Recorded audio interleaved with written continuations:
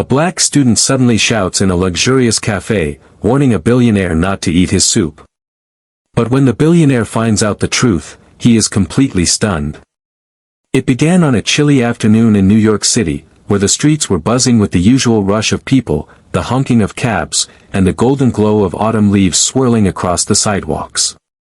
Inside the Grand Haven Café, one of the city's most refined and expensive dining spots, everything was calm and polished. The café was known for its exclusivity, velvet chairs, chandeliers glimmering softly overhead, and food prepared with precision for the wealthy elite who came there to be seen as much as to dine. At a private table near the back, seated with a commanding presence, was Charles Ellington. A billionaire hotel magnate with properties stretching from coast to coast, Charles was the kind of man who turned heads wherever he went. At 60, his salt and pepper hair and tailored suits gave him an air of power, and though his life looked untouchable from the outside, he trusted very few people. He liked order, control, and silence around him when he dined. That afternoon, Charles had ordered his usual, a bowl of French onion soup with perfectly baked bread on top, cheese melted just enough to pull with every spoonful. To him, it was comfort. A rare moment where he could enjoy something simple, away from the noise of the boardroom. But not everyone inside the Grand Haven Café belonged to the same world. At that very moment, walking in with a backpack slung over one shoulder and sneakers worn from too many miles, was Devin Carter. He was only 21, a college student at City University, and certainly not the type who could afford even the cheapest item on the café's menu. His hoodie was slightly faded, his hands tucked into his pockets, and his eyes darted nervously around the room. The waitstaff stiffened the instant they saw him. He didn't fit.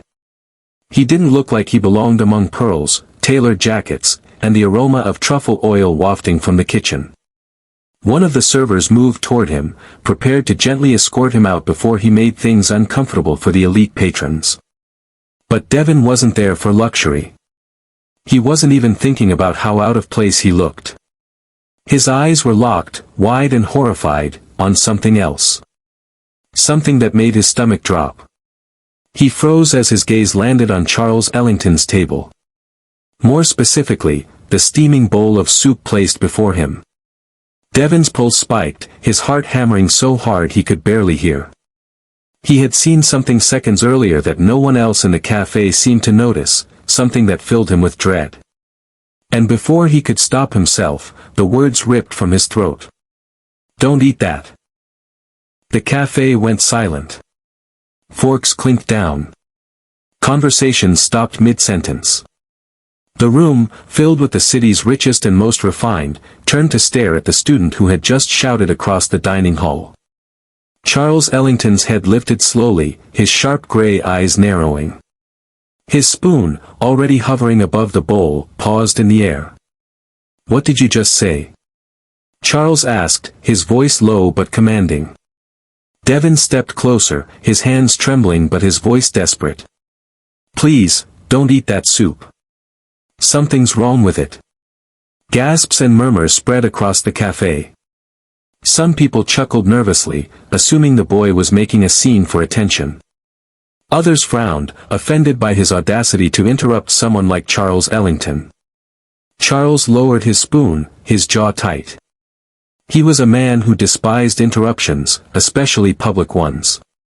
"Young man," he said, each word cutting, "you are about 3 seconds away from being escorted out of here. What exactly are you accusing?" Devin swallowed hard. His throat was dry, but he pushed the words out. I saw something. The soup, it isn't safe." The cafe manager rushed over, his face red with embarrassment. "Mr. Ellington, I sincerely apologize," he said quickly, bowing slightly toward the billionaire. Then he turned on Devin, his voice sharp. "You need to leave right now. You're disturbing our guests." But Devin shook his head, refusing to move. His eyes were wide, his voice cracking as he shouted again, "Don't eat it. I'm not lying, something's in it." The tension in the room escalated. 2 of Charles's bodyguards, seated a few tables away, stood instantly, moving toward Devin with grim expressions. Patrons whispered that the kid must be crazy, maybe on drugs, maybe trying to pull some ridiculous stunt. And yet, there was something in Devon's voice. A rawness. A fear so real that even Charles, for a brief second, hesitated. Charles raised a hand, stopping his bodyguards before they could grab the student. His sharp eyes narrowed on Devon. "What are you saying is wrong with my soup?" Devon's chest heaved as he answered, his voice shaky but determined. "I walked past the kitchen. I saw the chef. He put something in it. I don't know what, but it didn't look right. Please, you can't eat it." All heads turned toward the kitchen at once. The head chef, a tall man with a pristine white coat, stormed out, his face flushed with outrage. "This is outrageous," he snapped. "I would never, ever compromise a dish in my kitchen. How dare you accuse me of something so vile?" The manager quickly nodded. "Exactly. This young man is lying. He shouldn't even be in here." Devon felt the weight of every eye on him, the disbelief, the scorn. He knew what it looked like, a broke college kid barging into a place he couldn't afford, shouting accusations at wealthy strangers. No one would believe him. And yet, deep inside, he knew what he had seen. He couldn't just walk away and let the man eat. Charles's spoon still hovered above the bowl. His bodyguards stood like statues, waiting for the signal. The chef's anger filled the room. Finally, Charles broke the silence. His tone was calm, but edged with suspicion. "Bring me another bowl," he ordered. His eyes, however, never left Devon. "And have this one tested." The café froze. The billionaire had just taken the student seriously. Devon's breath came out in a rush, his shoulders sagging with relief. But deep inside, fear gnawed at him. Because he knew the truth was about to come out. And when it did, nothing in that café, or in Charles Ellington's life, would ever be the same again. The café buzzed with tension as Charles Ellington's order hung in the air. "Have this one tested." The staff froze, exchanging anxious glances. No one ever questioned the kitchen at the Grand Haven, and certainly not the chef. But when Charles spoke, people obeyed. A server carefully lifted the bowl from the billionaire's table, his hands trembling as though the soup itself was a ticking bomb. The head chef exploded with outrage. "This is preposterous. That young man is lying. I run a clean kitchen. I won't stand for." "Enough," Charles interrupted, his tone sharp and commanding. His piercing eyes locked on the chef. "You'll have your chance to speak. For now, I want answers. Bring in someone neutral. I'll pay for the test myself." The chef's jaw clenched, but he dared not push further. Devon stood rigid near the center of the café, his heart pounding, sweat forming on his brow. Every whisper in the room seemed to be about him. He could feel the glares, the wealthy patrons looking down on him, assuming he was a troublemaker. A poor college kid trying to stir chaos in a place he didn't belong. But Devon didn't care about the stares. His eyes stayed locked on the soup bowl being carried away. He knew what he saw. And he silently prayed the truth would reveal itself. Charles leaned back in his chair, studying Devon with the same scrutiny he used when evaluating million-dollar contracts. The boy looked terrified, yes, but not like someone pretending. There was desperation in his voice, in his trembling hands. Charles had spent his life reading people, and there was something about Devon that felt different. Minutes ticked by like hours. Finally, a private laboratory technician, frequently used by wealthy patrons in such rare scandals, arrived at the café. A hush fell over the room as the soup was handed to him. The test would be done on the spot, with equipment from his case. Patrons craned their necks, curiosity outweighing their discomfort. Devon clenched his fists, his eyes darting between the technician and Charles. The chef crossed his arms, fuming. Charles sat perfectly still, his gaze fixed on the test, though his mind wandered back to the boy's words. 10 minutes later, the technician's face drained of color. He cleared his throat nervously and addressed Charles. "Sir, the soup contains traces of oleander extract." The cafe erupted in gasps. Several women clutched their pearls. A man cursed under his breath. Oleander, a deadly toxin. Just a small amount could cause dizziness, heart failure, even death. Charles's eyes sharpened like blades. His spoon clinked against the table as he pushed it aside. Slowly, he turned to face the chef. "Explain this," he demanded. The chef stammered, his face pale. I don't know how that got in there. I swear on my career, I would never, someone must have tampered with it." The manager's face twisted in horror. My God, if Mr. Ellington had eaten, he stopped himself, unable to finish the thought. Devon swallowed hard, his chest tight. Relief washed over him, but it was mixed with fear. He had been right, but the danger was real, deadly real. Someone had tried to poison a billionaire in broad daylight. Charles stood slowly, towering with controlled fury. His eyes scanned the cafe, then landed on Devon. The boy's voice had saved him from swallowing death. If not for his warning, Charles Ellington would have been dead within the hour. "Why did you speak up?" Charles asked suddenly, his voice echoing in the silence. All eyes turned to Devon. He shifted on his feet, unsure how to answer. His throat tightened, but he forced the words out. "Because I couldn't just stand there and watch. I saw it happen. I thought, if I said nothing, his voice cracked. You'd die." Something stirred in Charles's chest, something rare. Gratitude. But the billionaire wasn't a man who trusted easily. He gestured to his bodyguards. "Find out who was in that kitchen." The guards moved swiftly, questioning staff and checking security footage. The chef protested loudly, swearing innocence, but suspicion clung to him like a shadow. Within minutes, one of the guards returned with footage from the cafe's internal cameras. On the grainy screen, the truth unfolded. A kitchen assistant, someone hired only weeks earlier, was caught slipping a small vial into the pot just before Charles's soup was served. The assistant's face was pale in the video, his hands shaking. The cafe gasped as the staff member was dragged out, crying and pleading. "I didn't want to do it. They paid me, they threatened me. Please, you have to understand."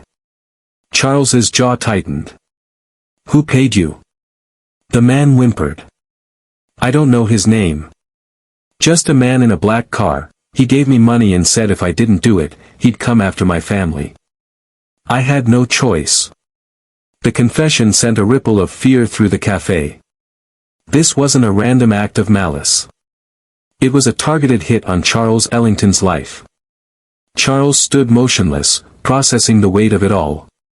He had enemies, competitors, rivals, people who resented his success. But this was the closest anyone had come to ending him. And standing at the center of it all was a college student, a boy who had no reason to risk his own safety, yet had shouted to stop him from taking that fatal spoonful. Charles's gaze softened slightly as he looked at Devon. "You saved my life," he said quietly, almost to himself. Devon shifted uncomfortably under the weight of the billionaire's eyes. He wasn't used to this kind of attention, especially not from someone like Charles Ellington. His voice was small when he replied, anyone would have done the same. But Charles knew better. Most people would have looked away, or kept quiet, or assumed they'd imagined it. Very few would have risked humiliation, ridicule, or even violence to shout the truth in a room full of powerful people. And that truth planted a question in Charles's mind: who exactly was this boy? The police soon arrived, taking the kitchen assistant into custody. The cafe tried to resume its elegant calm, but the atmosphere remained shaken. Patrons whispered in clusters, stealing glances at Devon and Charles, unable to believe what they had just witnessed. When the chaos finally settled, Charles approached Devon directly. His expression was unreadable, his voice steady but softer than before. What's your name? Devin Carter, he said quietly, his hands tightening around the strap of his backpack. Charles nodded slowly. Devin Carter, you just changed the course of my life. Devin blinked, unsure what to say. He wasn't looking for thanks, or recognition, or even a reward. He just wanted to breathe again after the most terrifying half-hour of his life. But Charles wasn't finished. He gestured to the empty chair at his table. Sit down. We need to talk. Devin hesitated, every instinct telling him he didn't belong at that table, not in this world of chandeliers and billionaires. But something in Charles's tone left no room for refusal. Slowly, he sat. For the first time that day, the billionaire and the broke college student locked eyes across the same table, two lives colliding in a way neither of them could have imagined. And what Charles was about to hear from Devin would leave him completely stunned. The cafe had returned to a fragile quiet.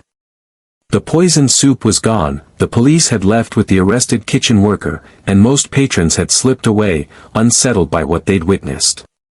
But at a table in the back, a billionaire and a student sat face to face, an unlikely pairing bound by something deeper than circumstance. Charles Ellington leaned forward, his sharp eyes still studying Devin. He was a man used to people wanting something from him, money, influence, opportunities. But the boy sitting across from him wasn't asking for anything. He had risked everything, without hesitation, for a man he didn't know. Tell me, Charles said finally, his voice steady. Why did you really do it? You could have stayed quiet. Most would have. Devin shifted uneasily in his chair, staring down at his hands. He thought about the judgmental stares, the whispers, the risk of being thrown out, or worse. Slowly, he lifted his gaze. Because I've seen what silence does, he said softly. When people stay quiet about something wrong, it kills. Maybe not right away, maybe not with poison, but it still kills. Charles tilted his head, intrigued. Go on. Devin hesitated. Talking about his past wasn't easy. He had built a wall around his pain, but sitting there, in the aftermath of saving a life, the wall began to crack. My mom worked 2 jobs when I was growing up, Devin began, his voice low. She'd come home exhausted, barely able to stand. There were nights I'd hear her coughing, struggling to breathe. I begged her to see a doctor. I begged my neighbors to help, my relatives, but everyone just stayed quiet. Said it was none of their business. By the time she finally went, it was too late. She died of lung disease at 42. The words hung heavy between them. Devin blinked quickly, trying to push back tears. I told myself after that. I'd never be silent if I saw something wrong. I couldn't save her, but maybe, just maybe, I could stop someone else from going through what I did. He let out a shaky breath. When I saw what the chef did, I couldn't just walk out. I had to say something, even if nobody believed me. Charles leaned back, silent. For the first time in years, the billionaire felt something stir inside him, something more powerful than anger or suspicion. He saw the raw honesty in Devin's eyes, the weight of loss that had shaped him. You lost your mother because people stayed silent, Charles murmured. Devin nodded, his jaw tight. And I promised I wouldn't make that mistake. The cafe light flickered against Charles's face, highlighting the lines carved by years of business battles, late nights, and hardened choices. He had built empires, crushed rivals, and trusted almost no one. Yet here was a boy, poor, grieving, dressed in nothing but a hoodie and worn sneakers, who had saved his life, not for money, not for recognition, but because he refused to stay silent. For the first time in years, Charles felt humbled. Devin, Charles said quietly, you saved me today. Not just from poison, but from something worse. Devin frowned. What do you mean? Charles's eyes grew distant, reflective. When you reach the top, everyone tells you what you want to hear. Nobody dares to speak the truth. They stay silent, even when they should scream. I've surrounded myself with silence for years. But you shouted. He leaned forward, his gaze sharp but warm. And it may have saved more than just my life. Devon blinked, unsure how to respond. Charles straightened. What are you studying? Biology, Devon said. I want to be a doctor. But, he trailed off, embarrassed. But what? Devon sighed, his shoulders slumping. It's expensive. My scholarships cover some, but not all. I work nights, weekends. I barely scrape by. And sometimes I wonder if I'll even make it to the end. Charles studied him for a long moment. Then, with a calm certainty, he said, You'll make it. I'll see to it. Devon's eyes widened. What? You're going to be a doctor, Charles said firmly. And you're not going to waste energy worrying about bills or whether you can afford another semester. From this day forward, your tuition, your living expenses, they're covered. Devon froze, his breath catching in his throat. I can't accept that. I didn't save you for money. Charles smiled faintly. And that's exactly why you deserve it. You shouted when no one else would. You risked being humiliated, arrested, even ignored. That kind of courage is rare. It should be rewarded. Tears pricked at Devon's eyes, but he blinked them away, shaking his head in disbelief. I don't even know what to say. Say you'll finish what you started, Charles said. Say you'll become the kind of doctor who shouts the truth, no matter who's in the room. Devon's throat tightened. Slowly, he nodded. I promise.